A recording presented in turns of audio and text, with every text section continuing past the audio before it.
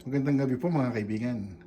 Sa gabing ito, dahil malamig ang panahon, magluluto po tayo ng masarap na sabaw. Gagawa po tayo ng tinola. Okay, kakaiba po ang ating tinola dahil ang ating po mga sangkap dito ay kakaiba. Ayan. Wala po tayong papaya kaya gumamit po tayo ng carrots. At siyempre, nagdagdag na rin po ako ng patatas. Meron po tayong patatas sa rep, kaya sinama na rin po natin. Siyempre, ang usual na sangkap, meron po tayong luya, sibuyas, bawang. Gagamitin po ako ng Knorr cubes at saka 2 piraso po na jalapeno pepper para po medyo masarap humigop ng sabaw, medyo maanghang-anghang. Okay, dahon ng sili, ang ginamit po natin ay spinach. Ayan po. At ito po ang ating chicken. Ang chicken po natin ay wings. Yung mga 1 kilo't kalahati po ito. Andun po ating po mga sangkap po natin. Meron po tayong mantika, meron po tayong patis, at saka po paminta. Ito lamang po ang ating mga ingredients para po sa ating tinolang manok. Simulan na po natin ang pagluluto. Mantika.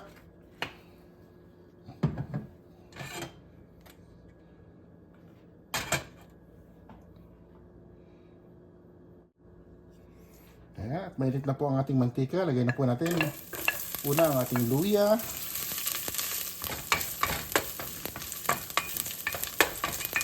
Papalabasin lang natin yung aroma ng luya. Ayan. Mga ilang segundo lang siguro. 20 seconds ay okay na to.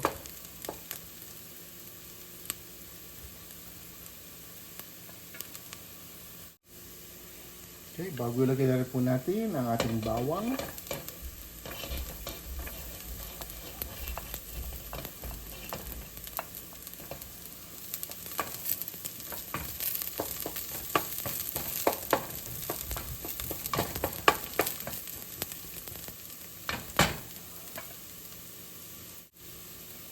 At ngayon po, sunod natin kagad ang ating sibuyas.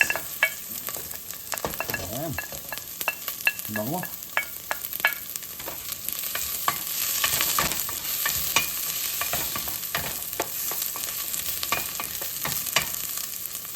Bago lalagay ko na rin po yung ating Knorr cubes.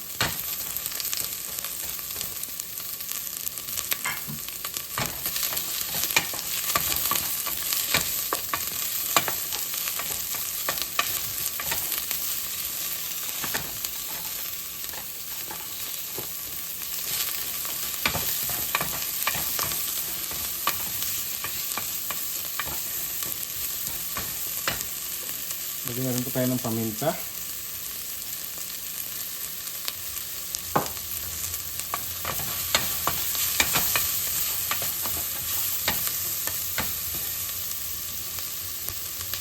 And then, lagyan na po natin yung ating chicken.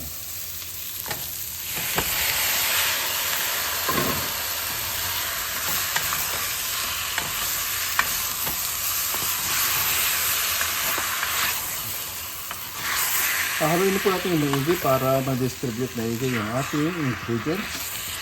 Ayan.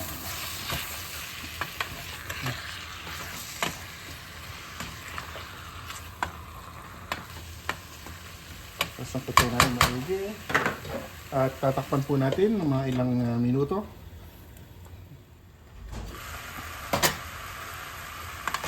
Okay.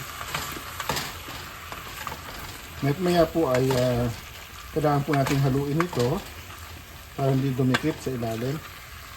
At kailangan din po na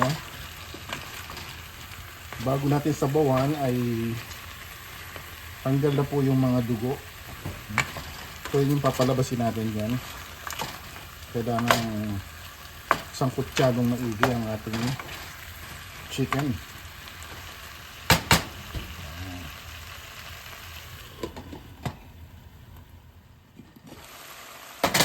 Ayan. Ayan, okay na to guys. Okay na po ito. Ayan, napalabasan natin yung mantika ng ating wings. At wala na rin tayong nakikitang dugo na lumalabas sa ating wings. Ayan. Medyo brownish na ng konti. Ayan. So pwede na po tayo maglagay ng sabaw. Dagdagan natin ng konti lamang muna. Ayan, mga 2 tasa.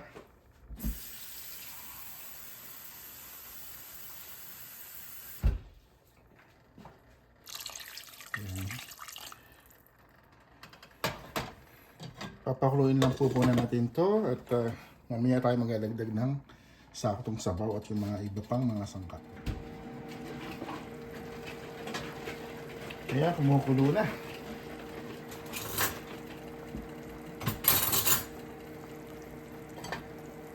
Kung makapansin nyo po mga kaibigan, yung pong mayroon siyang mga bula-bula na ganyan, tinatanggal ko po yan.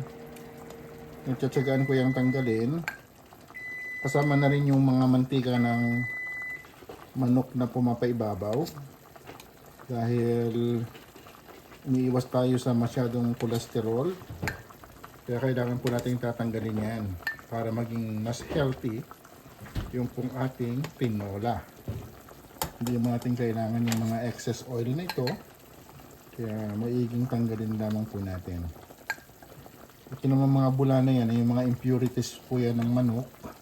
Kaya kailangan natin tanggalin para hindi siya maging malansa ang ating sabaw. Ayan. Tinatsaga ko po talagang tanggalin yan.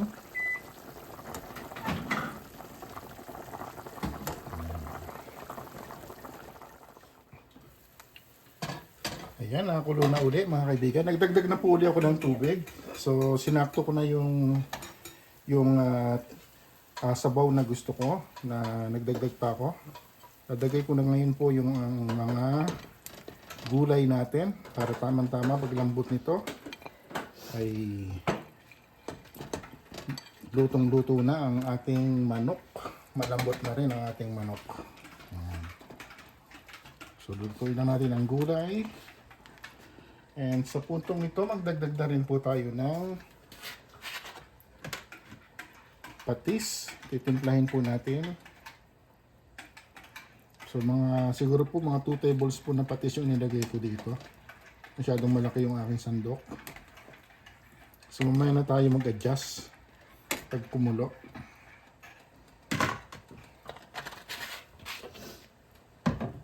So takpan natin muli hanggang sa kumulo at maluto yung ating gulay.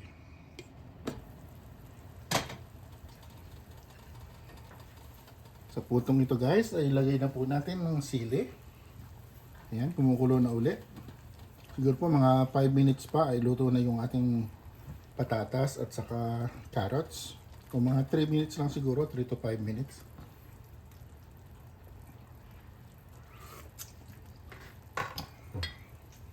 Nagdagdag po tayo ng paminta.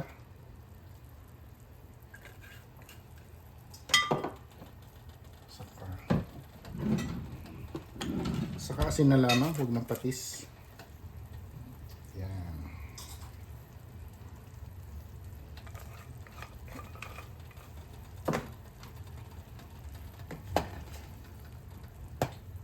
Haluin lang natin.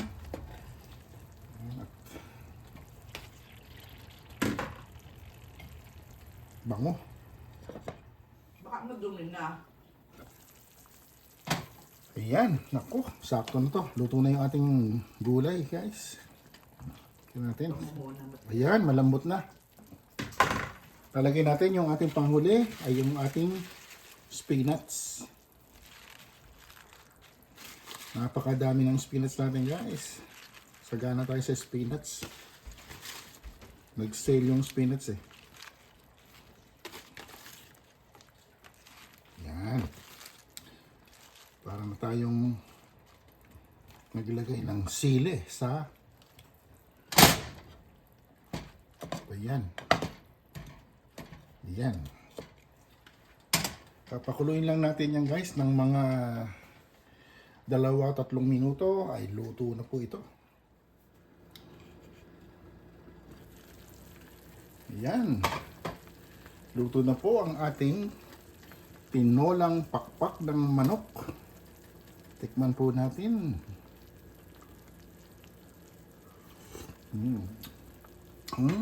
Kasarap. Kain na po tayo.